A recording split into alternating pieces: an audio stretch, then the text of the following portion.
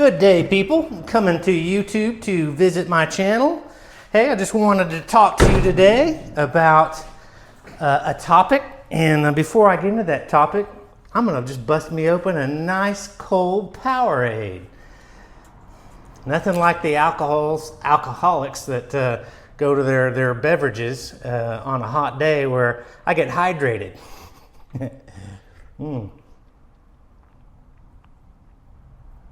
Oh man, grape is so good. So good. Also gonna snack on some gummy bears. Oh, gotta get my sugar intake. Oh, gummy bears are the best. So let me eat a couple of these down, get the flavor in my mouth with the Gatorade. Oh, perfect. Okay, excuse me, I'm gonna have this in my mouth for a little while. But today, we're gonna talk about the Craftsman chainsaw. What you came here for. Make sure I don't knock anything over. Here I have my 18-inch bar Craftsman chainsaw that I bought, I think, in 2020. I mean, it could be 2021, 2020, 2019, but I've had it for 3 or 4 years. But I want to talk to you today about, let me take it out. I usually keep it in this hard case that it came with, which is pretty cool. It kind of keeps it out of the way. It doesn't get damaged or anything falling on it. And just pull it out and reveal your saw. And let me just give a disclaimer. For people that are apprehensive, scared of these and think these are dangerous creatures that that's all they want to do is hurt you, then I advise you just to turn off this video. I'm not a professional. Every now and then I have people that chime in and say, only professionals should review equipment like that. How dare you, and how dangerous, you're trying to kill people. I mean, just like a lawnmower is dangerous and a lot of people use every day. Hedge clippers, gas or electric with a blade swiveling that can cut your finger off in a millisecond. Those are pretty dangerous, but I use those too, and people use them in years and years and years and years, and people still have their hands and their feet and their toes and their digits. So, but let me just talk to you today about this saw right here, and it's going to be the topic's going to be over tensioning, the proper tension of the chain, and a little bit diving into similar to replacing the chain, because I got a fair amount of viewers over the years of me doing a couple of videos on the saw, and there is, I've got good views for me, and so I just think I want to dive back into it and show people, new people to this saw, or people looking at the Craftsman name. I know Craftsman went bankrupt and sold their tool division to probably China.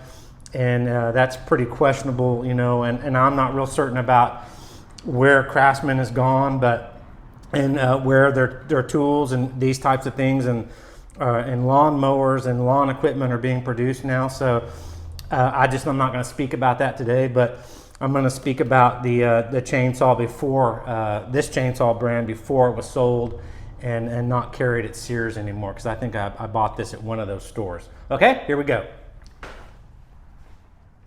All right, today I'm going to talk about the chain tension, and if you want to, it also carries over to if you want to replace your guide bar. That's what this is right here, your guide bar. And even on this saw, I could go down to a 16-inch, or I could opt and probably go up to a 20-inch. It kind of depends on the horsepower of your motor. Going down in bar and chain size would be easy to do, but when you go up to too long a bar and too much of a chain, then depending on the horsepower and torque of your motor, you might be extending it too much. So I just want to tell people that, because I always get people that are like, you don't know what you're talking about. Oh, that's not how you do it, and it basically is how it works. Another thing I want to touch base on is this chain. This is your chain brake. New people to this may not, be fully aware of what this does and how it functions. But a lot of people do, obviously, but this is just more for the people that are, not purists of saws and lumberjacks and that type of person. So a homeowner like myself that just needs a decent saw to use 3 or 4 times a year. But your chain brake, let me get into that real quick. When you have that forward and the saw jams up or skips off something, or in that scenario, and it wants to kick back, and where the saw blade can come up back towards you, and that's scary, and it jumps back. When this is in the back position and it kicks back on you, your hand will push that forward, and that stops the blade from spinning. See, the blade will not spin forward or backwards. You move that backwards in this position, and now the saw moves. And so now in normal operation mode, ring, ring, you're running, you can spin the blade. You don't want to do that with your blade or the lock on, or that function that kicks it off. So I just wanted to tell people that. So usually, you just leave this in the off position, and I'm still not one of those ones. I use the saw and I set it down and I have to put that on, because the saw is gonna just go crazy and start running away and start cutting people up. If I pull the throttle, it'll run, it'll spin. If I don't, it's gonna stay idling. So that's my philosophy. I'm not super apprehensive of this saw. I'm used to working with all kinds of different equipment, and I know the limits and the expectations, and that's just me. So however you want to do it, go ahead. I'm not going to argue against doing something or not doing something, or however you want to do it. But I do the things the way I do, and I'm responsible for anything that happens to myself. So, but move that back, and then that allows you to move the chain. And obviously, whenever you do anything to your saw, it's good to, when you take the chain off or replace the bar and you put it back together and it appears to go back together smoothly and it seems to function, it's always a good idea, because I got someone that commented like, you didn't test the chain, you didn't make sure it spun, you're a terrible person. Well, okay, acknowledged. Once you got it all back together, just see that it's smooth, that it rotates smoothly and everything functions. Put your brake on, check the brake, put your brake off, spin it, and then you should be good. But let me tell you today, because I have my chain already tensioned pretty much correctly. I've used it a couple times and I haven't adjusted it, so it may be a little out of adjustment. But you kind of want to keep tabs on this adjustment, and that is the chain tension. So I'm going to move my camera in a little bit closer. So for the proper chain adjustment, and you can read the manual and it may just be slightly different, but when I pull this bar, you don't want to pull it up, the chain right up over here or right here towards the end, because it's not going to be able to be moved enough for you to kind of see this and gauge this. But when you pull this up, you kind of want to have these teeth on the lower part of the chain that fit into the actual guide and the oil lube chamber on the bar, the guide bar. You want to pull that up, and you kind of want two to three, maybe 4 of these lower teeth to just come up over, so you can see, see through that little area right there. That's probably just fine. It may be even to be a little more tight, just a little bit more, so that when I pull this up, don't strain and just and pull this up. Just pull it up and just get a look right there, and you'll see, the little bit of the gap. And so what those do is those keep the little guide right there keeps your chain on the bar, so that when you cut down into wood and the saw you can put a little pressure, sideways, your chain doesn't come off and it doesn't booger everything up. You want your chain spinning exactly on this on your guide, and so if it comes out of the groove and then feeds around and comes off the sprockets, you've made a mess. You've potentially damaged your saw, you potentially damaged your bar, and you could potentially damage your chain. And so it could become very expensive very quickly to replace all those things. So you kind of want to keep an eye on the tension of your chain. You can pull down or you can pull up. It's whatever you want to do. But I could actually tighten mine up just a little bit. My opinion, my saw, I can do that with my personal saw. And from my experience, it's just a little loose, so a little bit more tight. So that's my advice. If you're wanting advice on this particular saw, another saw might be different, and you might tune it differently.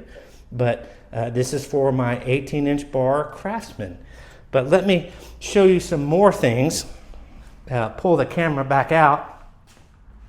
My Craftsman saw came with the little tool. It's got a screwdriver, and you can take your spark plug out right here. You know, it's got your screwdriver flat end. You've got your screwdriver or spark plug tool right there. And also too, if I'm not mistaken, oh yeah, and on this side, you have the little wrench that'll take off your guide bar adjustment, tension adjustment, replacement bolts right there. So when you take this off and this side cover comes off, you can get access to removing your chain or doing or removing your bar. So just keep that in mind. Mine just came with this little tool. You can probably buy a better one for any brand chainsaw that works on all of them. But you know, I got this one. So also too, let me just note, this is very, very important before the video gets too long, that when you take this off on this saw, on this Craftsman, now I can't say a 2000 model Craftsman or, you know, a 1980 Craftsman saw is the same, but if your saw looks pretty similar to this saw, chainsaw, then it might be, this might pertain to your saw. But from my experience, when you have your chain brake on, that expands this mechanism in here which stops your blade from spinning. And then when you take this side cover off, you can't put your side cover back on.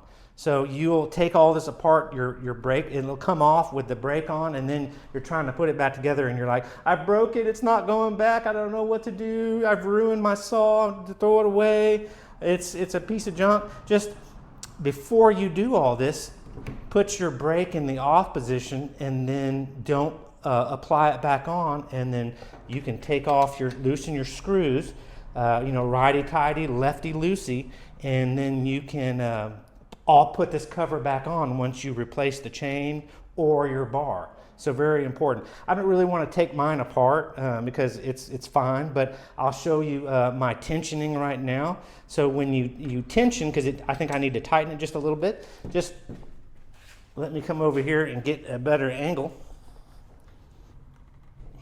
All right, got that one off. I got delicate shorts on, man. If these blades touch my shorts, it's gonna rip open my shorts. Okay, so you don't take them all the way off. You just get it where your bar is able to move up and down. You don't necessarily have to take all this stuff off to tension your chain, but you'll use your little you know, flat bladed screwdriver right here. And so the black screw right here is your tensioner. So when you righty-tighty, when you turn it to the right, you're going to tension it up.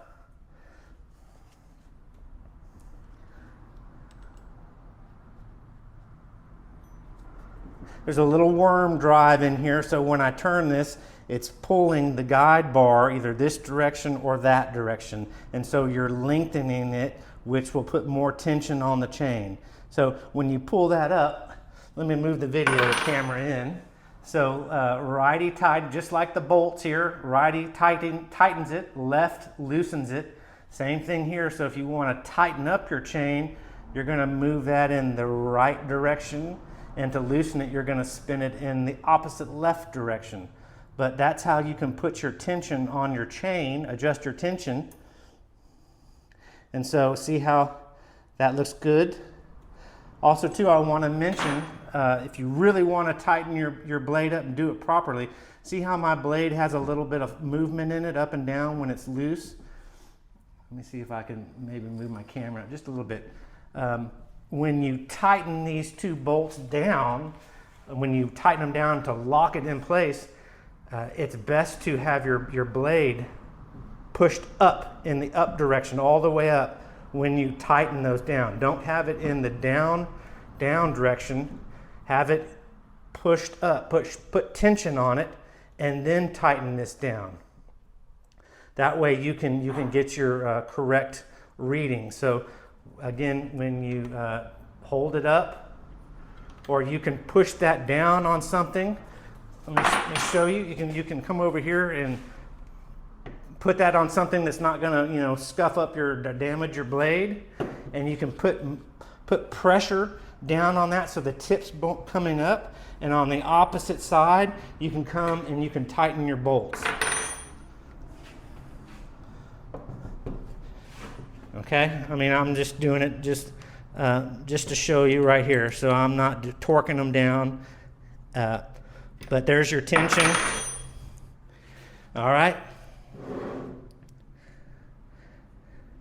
and that's about good. See, I can see space through that one, not pulling it up super hard. I can see a little gap between that one and that one. So these three I can see. So that's probably just fine. People will tell me I'm off my rocker, but that's okay too. But you can pull it down if you want to. And you can kind of see the same thing. It's going to be the same on the top as the bottom. But that's how you correctly tension your chain. And it might be a little looser. It doesn't need to be any tighter than that. But you just want, if your chain is on here too tight, it's going to obviously wear out the little sprocket, your front sprocket, your rear sprocket. It's going to probably do a little extra wear on your chain. It's going to do a little extra wear on your guide bar. So you just want to make sure that the chain tension is correct, and obviously your lubrication.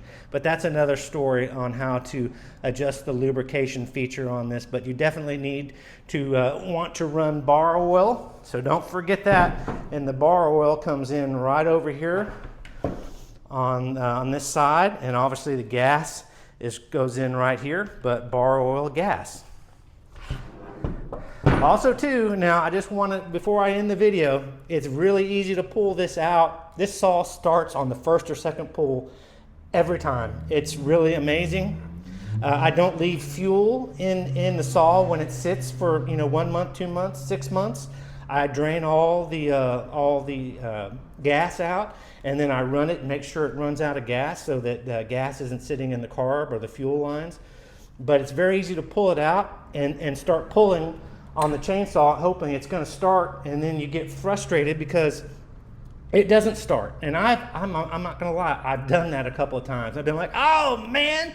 And then once you do all that, and you pump a little bulb over here or right here, and you flood it with gas, and it's even more difficult to start once you get the right procedure. And what I'm getting to is you want to turn it on. There's the off and the on switch.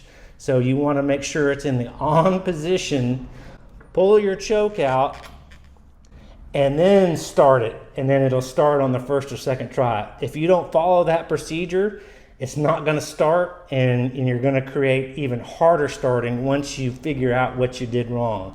So there's your off, put your choke back in.